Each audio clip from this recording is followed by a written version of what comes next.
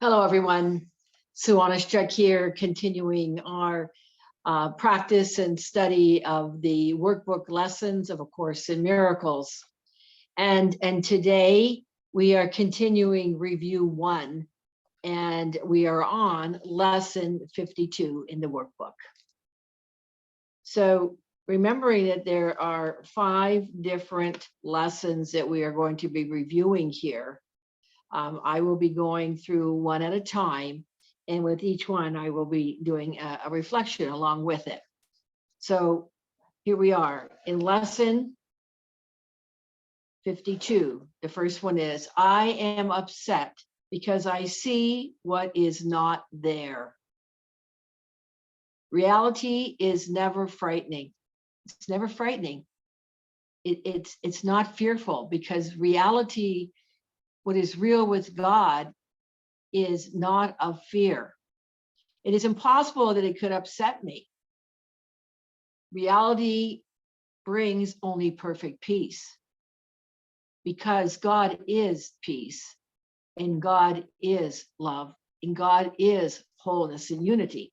And when I'm upset, it is because, or it is always because, I have replaced reality with illusions.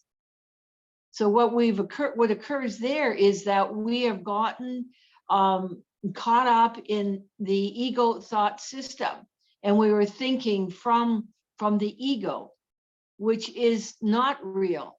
And as the Course refers to them, all those thoughts and what we make up is it's all illusions. It's not reality, and we think that it is. So it says, when I'm upset, it is always because I have replaced reality with illusions that I made up. The illusions are upsetting because I have given them reality, and thus regard reality as an illusion. Nothing in God's creation is affected in any way by this confusion of mine. I am always upset by nothing. So when it's referring here to that I'm always upset by nothing, is the illusion in the ego is nothing. That's how it's referred to in the Course. And God is everything. So that when we're caught up in the nothingness, we keep on seeing the same old nothing and nothing. And we're not open to what else is possible, and that everything is possible with God. So again, I'm upset because I see what is not there. Number 2 is, I see only the past. As I look about, I condemn the world I look upon. I call this seeing. Again, remember, the Course speaks to seeing with our bodily eyes, which we don't see at all. And again, distinguishes the vision of Christ. And it says again, as I look about, I condemn the world I look upon, and I call this seeing. I hold the past against everyone and everything, making them my enemies. When I have forgiven myself and remember who I am, I will bless everyone and everything that I see. There will be no past, and therefore no enemies. And I will look with love in all that I failed to see before. So when we are, coming from our past and looking at others, then, we may have a judgment about a person, or judgment again about a situation. We're looking at them through a filter, the filter of judgment and attack or guilt. And with that, again, that's blinds us. It blinds us from seeing the truth that is within each one of us, which is within each person that you see. So it says here, when we can forgive that past thinking that we have about another individual or situation, when we could release that in the forgiveness of that, giving it over to the Holy Spirit, then that's when the shift in perception occurs, when the miracle occurs, because now we can see that individual from a whole new place. We don't have the blinders on anymore. And, what is available now is to see the Christ in everything and everyone. In God, there is no suffering, and there is no pain, and there is no right and wrong, and there's no condemnation. We, in our ego mind, create all of that. And, we're so programmed, again, I can't repeat it enough. We are so programmed and habitual in our thinking in that manner, that is the obstacle, one of the obstacles to the peace, to our peace. And again, once it's removed, as it says, that we will look with love in all that we failed to see before. So number 3, my mind is preoccupied with past thoughts. I see only my own thoughts, and my mind is preoccupied with the past. What then can I see as it is? Let me remember that I look on the past to prevent the present from dawning on my mind. Let me understand that I am trying to use time against God. Let me learn to give the past away, realizing that in so doing, I am giving up nothing. So when it says, let me remember that I look on the past to prevent the present. Just take a look. Take a look at how you bring the past into the present moment. And as we bring that past into the present moment, we're creating a future of the past. And as it says there, that is nothing. It's all the stories and the drama and that again that we've created, and none of it means anything. It all comes from our mind, and and then we're projecting that outward, and we're projecting that guilt, and it's all based on the separation. We believe that we are separated from God. Because when we remember that we are not, we release all of this past. We let it go so that we can be in the moment and stand in that emptiness in the moment, in that clarity in the moment, in a very clear space.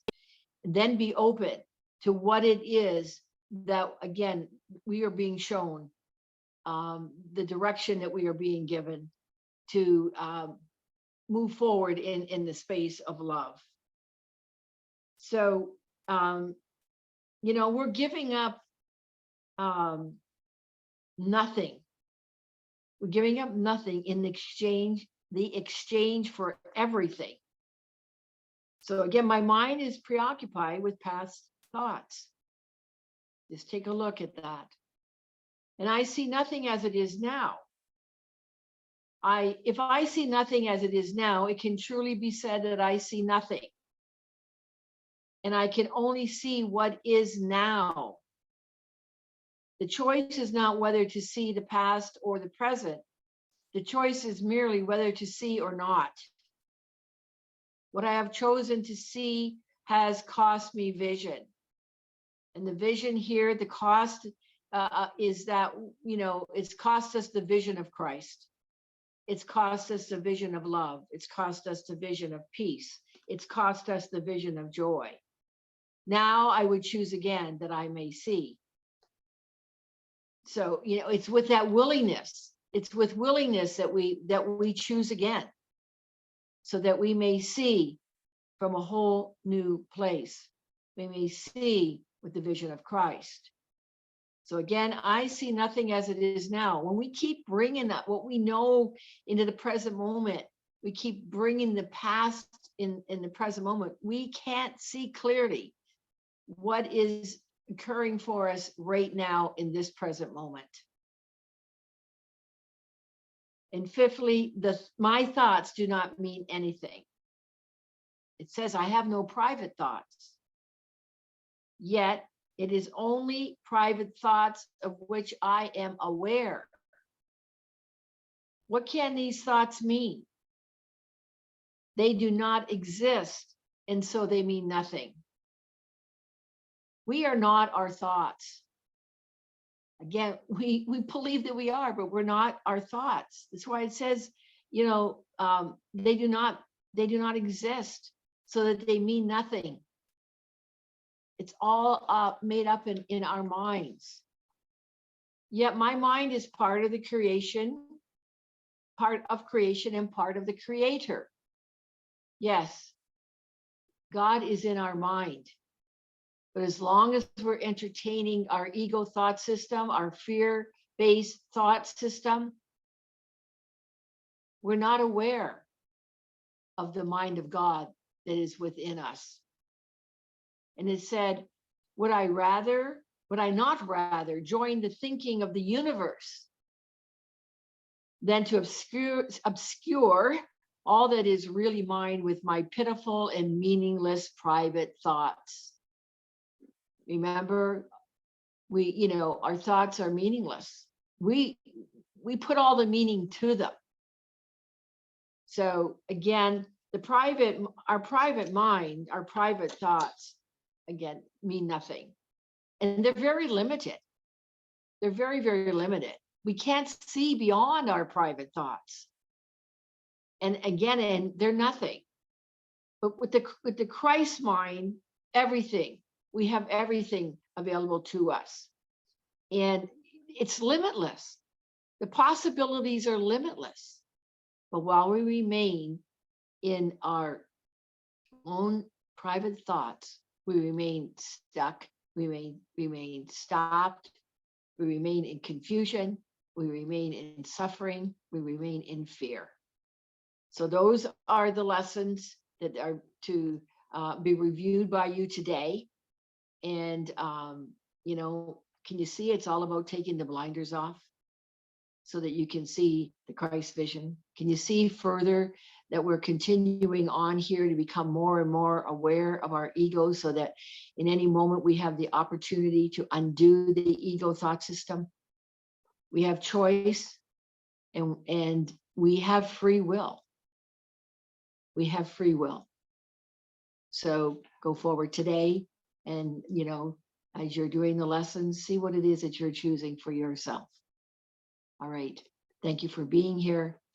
And I look forward to being with you again in the next video for lesson 52.